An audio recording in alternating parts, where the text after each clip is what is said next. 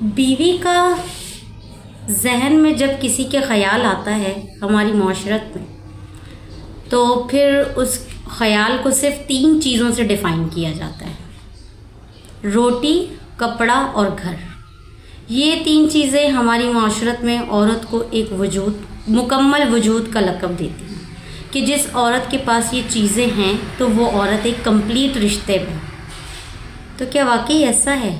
چاہے اسے عزت دو نہ دو، اسے روٹی دے دو، کپڑا دے دو اور گھر دے دو، اور وہ اس کا مقام ہے۔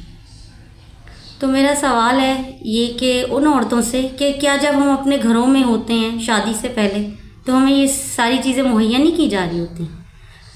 ہماری وسعت کے حساب سے ہمیں وہ سب چیزیں ملتی نہیں ہیں، روٹی، کپڑا اور گھر۔ لیکن ایسا ہم کیا کرتے ہیں، جب ہماری شادیاں ہوتی ہیں تو ہمارے خیالات ہی بدل جاتے ہیں کہ اگر ہمیں کوئی میچ میکر نہیں ملا تو ہمیں اسی کے ساتھ اس لیے رہنا ہے کیونکہ اگر اس آدمی نے ہمیں چھوڑ دیا تو پھر معاشرے میں ہمارا جو مقام ہے وہ کیا ہوگا۔ لیکن عورتیں یہ بھول جاتی ہیں کہ جو مقام انہیں اسلام نے دیا ہے اتنا اونچا، پھر وہ معاشرے کے مقام کو ترجیح دیتی ہیں۔ اسلام میں بہت زیادہ حد تک عورت کو ترجیح دی گئی ہے۔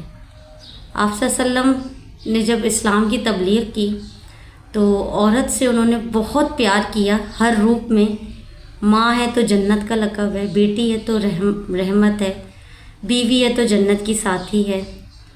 اور اس طریقے سے جب عورت کو سراہا گیا ہے، اور پھر اسی کے دوسری سائڈ آپ دیکھیں کہ معاشرہ کیا کہتا ہے کہ ہم تمہیں شادی کر کے لے آئے، یہ کافی ہے، اور اس کو عورت کو اس حد تک اتنے احسانوں تلے دبا دیا جاتا ہے کہ وہ ان احسانوں تلے دب کے اپنی ذاتیات کو لے کے، اپنے جذبات کو لے کے، اپنے خیالات تک سب کچھ ان احسانوں تلے دبا کر اپنی زندگی کو جیتی ہے کہ اگر اس آدمی نے مجھے چھوڑ دیا تو آیا پھر میرے ساتھ کیا ہوگا۔ تو میرا سوال ہے ان عورتوں سے کہ کیا جب ہماری شادیاں نہیں ہوتی تو کیا ہمیں سب کچھ مل نہیں رہا ہوتا؟ کپڑا، روٹی، گھر۔ لیکن پھر ایک دم سے ایسا کیا ہوتا ہے کہ ہمارے عقیدے بہت زیادہ بدل جاتے ہیں؟ ہماری معاشرت ہمارے دین پہ اتنا حاوی کیوں ہو جاتی ہے؟ کیوں عورتیں نہیں سمجھتی کہ جب ہم ظلم سہنے کی طاقت رکھ سکتے ہیں تو ہم اس ظلم کو ختم کرنے کی بھی طاقت رکھتے ہیں؟ کیونکہ ہر بات کے 2 پہلو ہوتے ہیں، پھر ایک پہلو کو ہی اتنی ترجیح کیوں دی جا رہی ہوتی ہے؟ ضرور غور و فکر کیجیے گا کہ عورت کا مقام روٹی، کپڑا اور گھر نہیں ہے، بلکہ